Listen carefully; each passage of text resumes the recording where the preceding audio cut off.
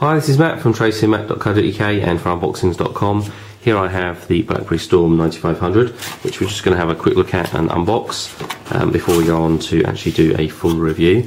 Obviously this one is here in the UK, is only available on Vodafone. It's an exclusive, but obviously throughout the rest of the world it's available SIM free and a few other things. So handset is right on top and is actually already on, interestingly, so we'll look at that again in just a second.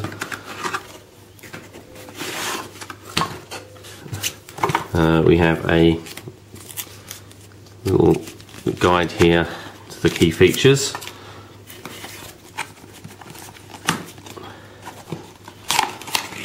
And a charger which has a number of adapters, so there's one for the UK, one for Europe, and USA is already connected to the charger itself, and it is a standard micro USB style charger.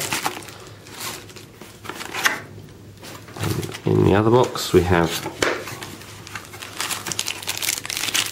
a USB to micro USB sync charge cable, a wired headset, which is a standard 3.5mm jack, 4-pole with an inline microphone and push button, no volume control though, and then fairly bog standard headphones. These are very common across the Blackberry range. There is a small cleaning cloth provided, and then there is the case. It's a slip style pouch case.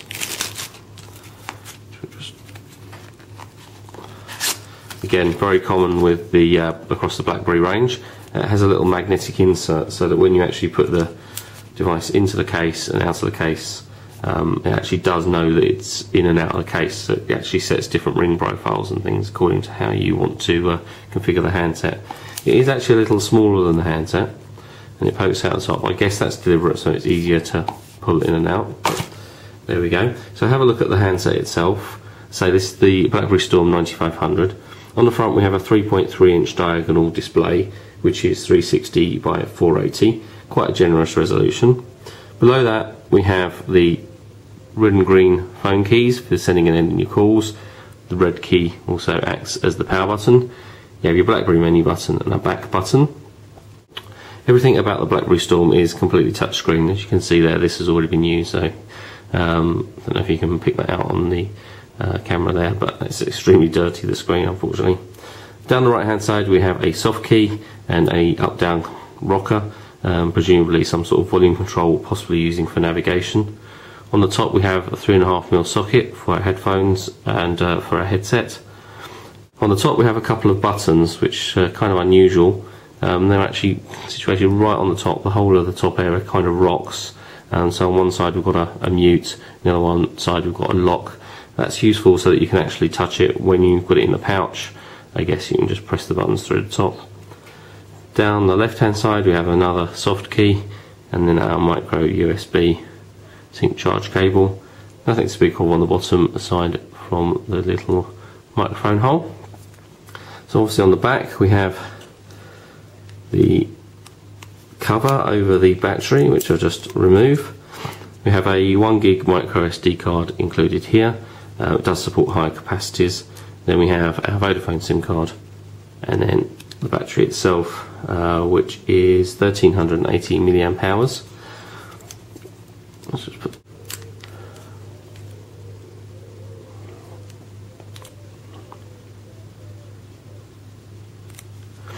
also on the back we have a 3.2 megapixel autofocus camera.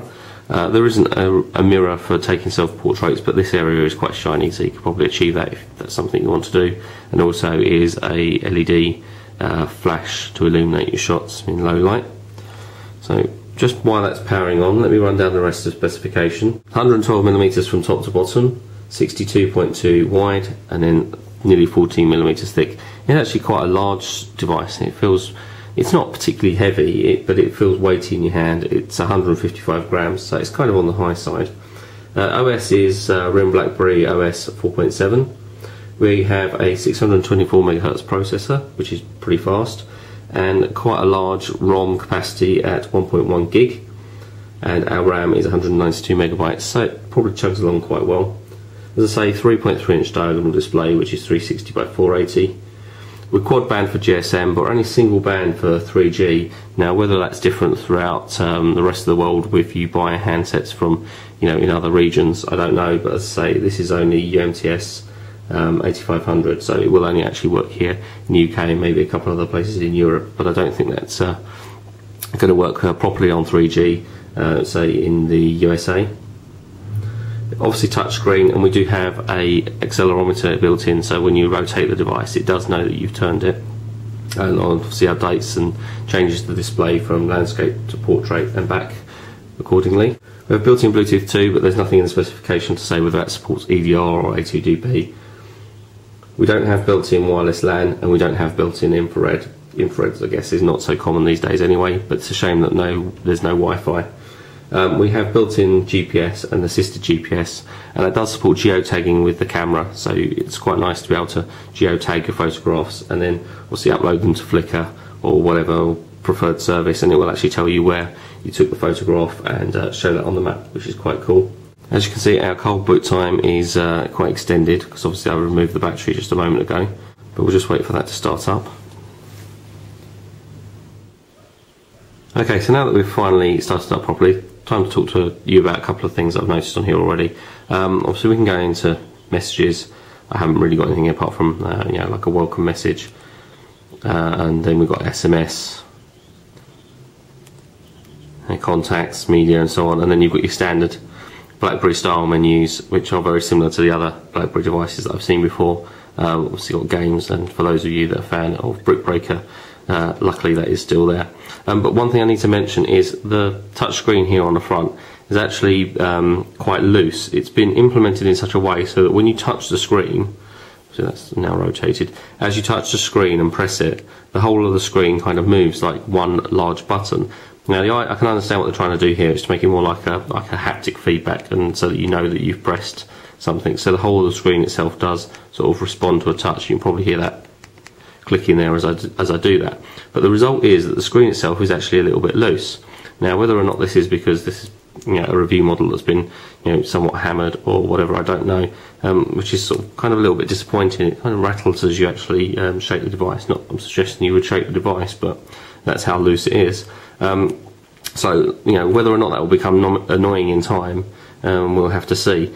But we can go into Facebook. We do have Google Maps pre-installed, Task Calculator, Word, Excel and PowerPoint viewers, and we also have,